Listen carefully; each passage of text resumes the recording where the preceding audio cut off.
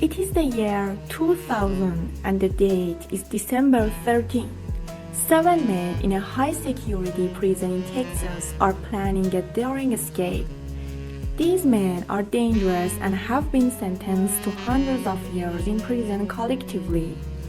According to George Rivas, the group's leader, "I didn't have parole, I had no incentive to behave. The least amount of time I had was 217 years, and obviously I couldn't do that." He carefully chose his team, and what follows is a breakout and a series of bloody crimes. This is the story of the Texas 7. Before we explain how these men managed to escape from a high-security prison and inform you of the horrors that followed, let's introduce the team. George Rivas, the group's leader, was never going to be released from prison. He had been sentenced to 18 consecutive life sentences for robbery. It might seem like a lot of time for this crime, but he was also convicted of kidnapping, armed robbery, and theft. It is said that he chose his team knowing that he was smarter than them, but also knowing that they were dangerous men. Then there is Joseph Garcia, who had been sentenced to life for killing a man in a drunken brawl. Randy Halperin had been sentenced to 30 years for severely beating a toddler. Larry Harper had been sentenced to 15 years for rape and acts of espionage. Patrick Murphy had been sentenced to 50 years for aggravated assault, a particularly brutal crime against a woman. Donald Newberry had been sentenced to 99 years for armed robbery, and Michael Rodriguez had been sentenced to life for hiring someone to kill his wife. These are the Texas 7. Rivas chose the team, and at some point the men began to meet in the Joint B, Connelly unit. Escaping such a place was not easy, and some believe the men may have planned their escape for a whole year. On the day of the escape, just before lunch, the prison guards sent the prisoners to eat. The guards then went to lunch. Only Rivas, Garcia, Halperin, Harper, and Newberry remained in the maintenance area as they had convinced the guards they needed to wax the floors. They told him they would eat lunch in the area. The guard agreed, but he had to stay with them. Murphy, who was working in another area, asked to join the group and was allowed to. The last member of the group, Rodriguez, managed to join them after lying to the guards, saying he needed to collect trash. Initially, he wasn't part of the escape plan but joined it later. The men were now together as planned. They then told the guard to go to the maintenance room because they needed something. There, they overpowered him, stole his clothes, and tied him up in a small electrical room. The group found more clothes, but more importantly, they got the keys to a room where tools were stored. In that room, they obtained 2 saws, a bolt cutter, wire cutters, and a multi-tool knife. Over the next 2 hours, they obtained more clothes and other items after subduing 2 more prison guards and other inmates. Some of those hostages managed to escape their restraints, but the gang ensured they couldn't leave the room they were locked in. With the stolen clothes, the gang could now pose as guards, and they did. They also made sure the head count was correct, even though they were, of course, missing. At this point, things could have gone right because one of the hostages set off the fire alarm, but it was considered a false alarm. The disguised men then approached the gates where armed guards were stationed. They told the guards they had work to do and that it involved installing video cameras. The guards let them through the gate and, importantly, didn't ask for any identification. They reached another guard at the gatehouse, and this one asked for ID. But the gang had cleverly left one of their own in the main entrance area. That person actually called the gatehouse to ask if the men had come to install video cameras. After this, the men subdued and tied up that guard. Meanwhile, Halperin gained access to one of the towers where an armed guard was stationed. Halperin later said in interviews that this guard had a lot of weapons on him, so he quickly grabbed one of the guard's guns and pointed it at him. He then ordered the guard to open the vehicle gate. After this, he accessed the armory and stole many guns from there. The armory included the Remington 12-gauge pump-action shotgun with 14 rounds, 14 Smiths and Wesson, 357 Magnum revolvers with a total of 210 rounds, and an AR-15 assault rifle with 15 rounds. The men were now definitely very dangerous. The entire gang left the prison in a stolen truck. After getting far enough from the prison, one of the tied-up guards managed to escape and report the break. So now we have 7 criminals with violent histories on the loose in Texas. And worse, they are armed to the teeth. Officials announced that extremely dangerous criminals were on the run and heavily armed. The chase began, but nothing was easy for the authorities. Meanwhile, guards found 3 letters from the gang, some condemning the harsh conditions inside the prison. One letter said, "You haven't heard the last from us." Authorities took this as a threat, although the author later said it wasn't intended as such. The men now had guns but not much money. They did what they know best, steal money at the Radio Shack store. They first scouted it but then returned just before closing time. There were still some customers and a total of 4 employees, all of whom were subdued. Something strange was reported. The hostages said the gang was very friendly. Later in interviews, the gang said they tried not to hurt anyone as much as possible, but as you will see, that certainly didn't happen.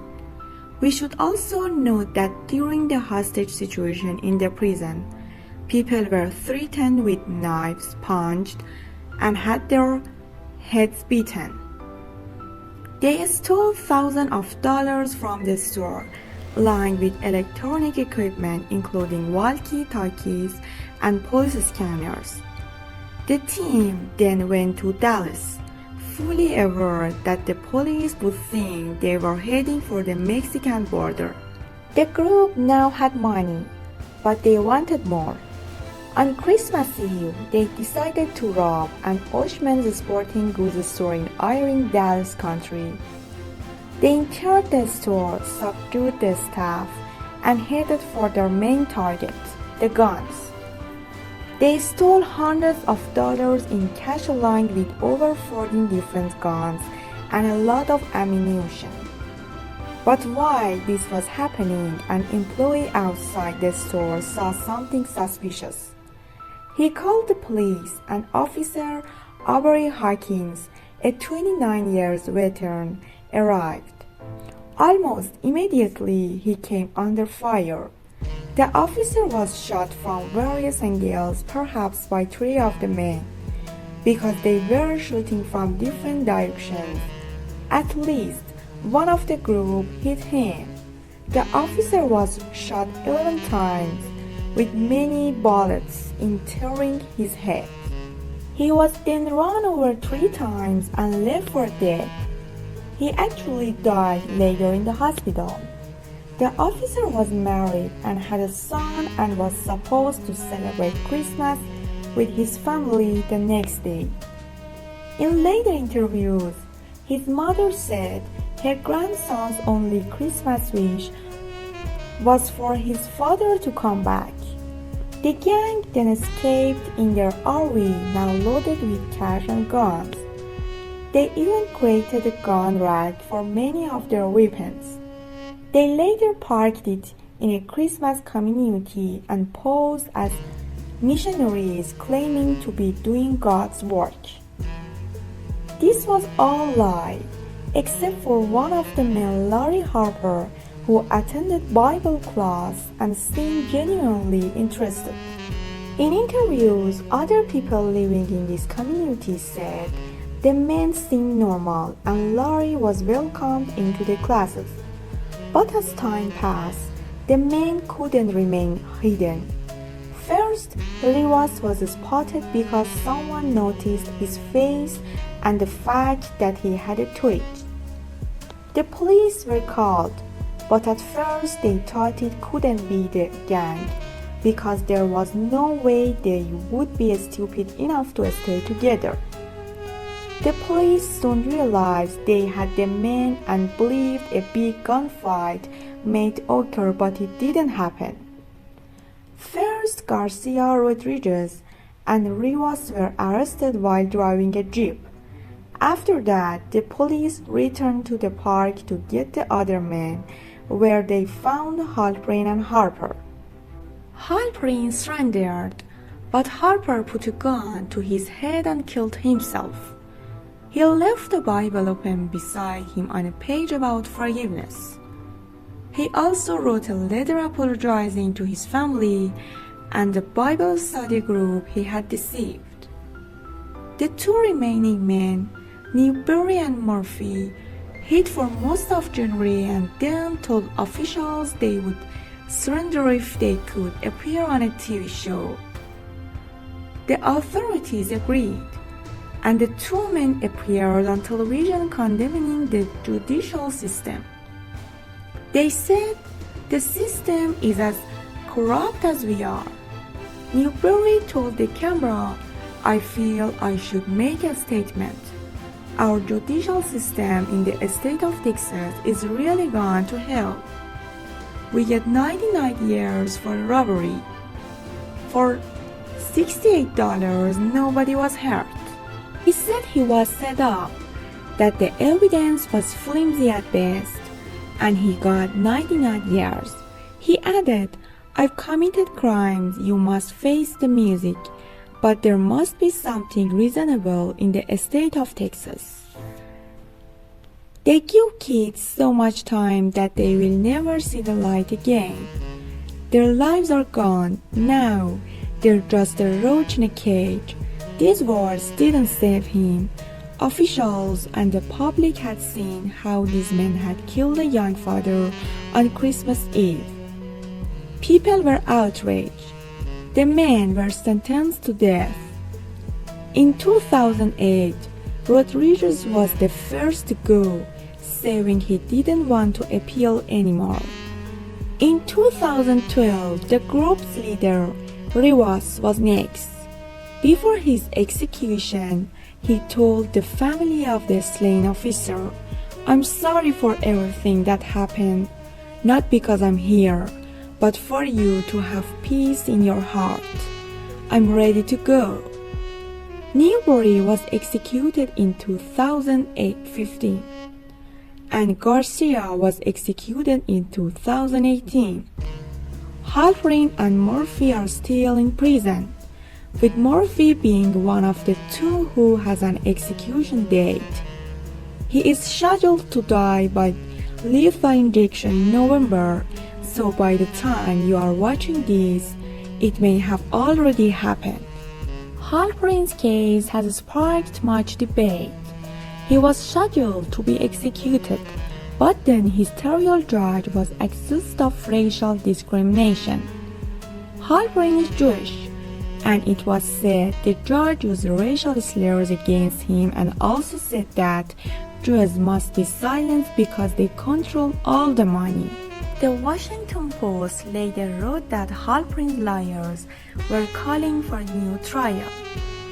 Things got worse for the judge, according to the Post, because other people called him a lifetime racist who had raged against many minorities in the US. The paper wrote that this judge even created a trust fund for his children, which they could only accept if they married a white, Christian, heterosexual person, leading many Americans to ask how this man became a judge. With this in mind, Halprin's lawyers asked how any non-Christian and non-white person could get a fair trial. And that's where the Texas 7 story ends. For now, what we want to know is how you feel about this case. Let's know in the comments. Also, be sure to check out our other video on the craziest ways men have escaped from prison.